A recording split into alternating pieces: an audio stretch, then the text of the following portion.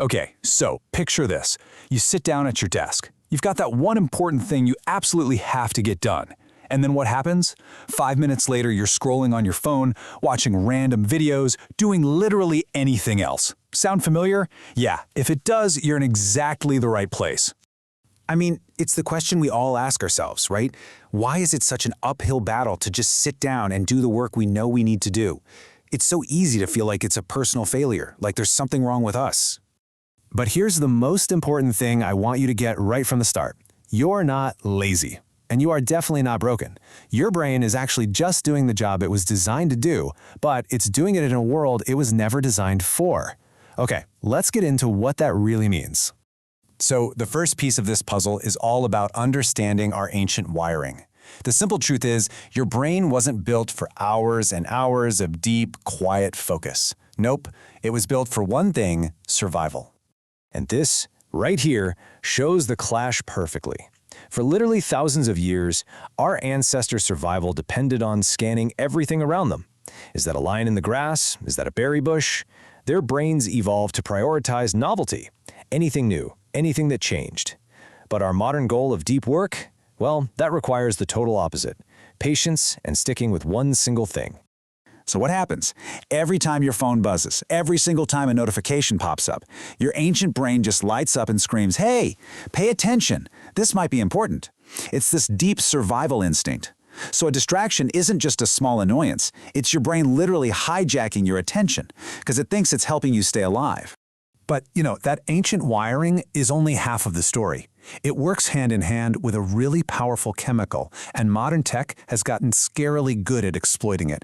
And that brings us to what I call the modern dopamine trap.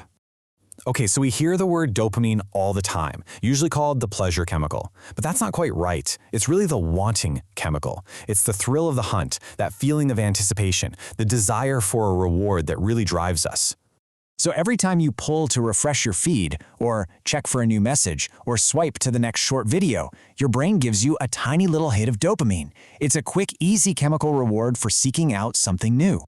And this right here is why it's so ridiculously addictive. The key, the secret sauce, is unpredictability. Sometimes you scroll and it's boring, but then you find something amazing or hilarious. It's that maybe. That's what keeps you hooked, just like a slot machine in a casino. Your brain gets trapped in this loop, always hoping the next scroll is going to be the big jackpot. And let's be super clear, this is not an accident. When you feel that pull to your phone, you are not just fighting a bad habit. You are up against billion-dollar systems designed by armies of experts who use infinite scrolling, push notifications, and perfectly timed rewards, all of it engineered to grab and hold on to your attention. So, what on earth do we do about it? How do we fight back? This is where we pivot. We have to stop thinking about the problem and start building the solution. The key is to stop relying on sheer willpower and start using strategy. It's time to build a focus system. And this system is really built on 4 powerful ideas.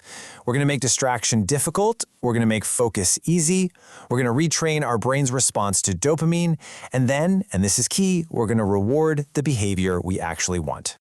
All right, so steps 1 and 2, they're all about redesigning your physical and digital space.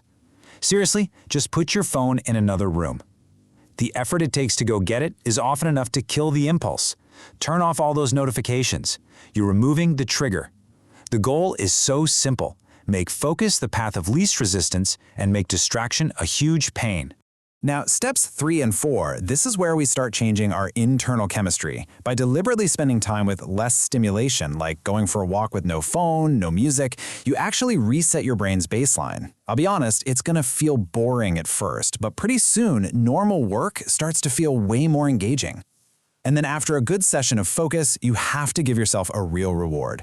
This forges a brand new, powerful connection in your brain. Focus now equals reward.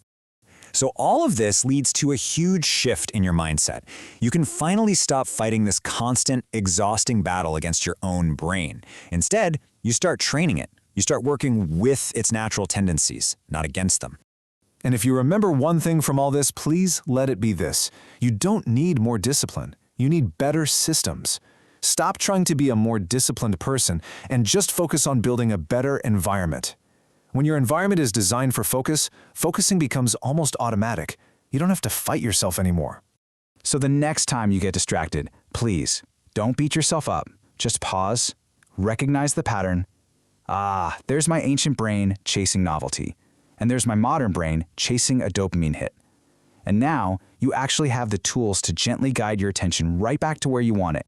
And that leaves us with one last really important question. This isn't just about knowing stuff, it's about doing stuff.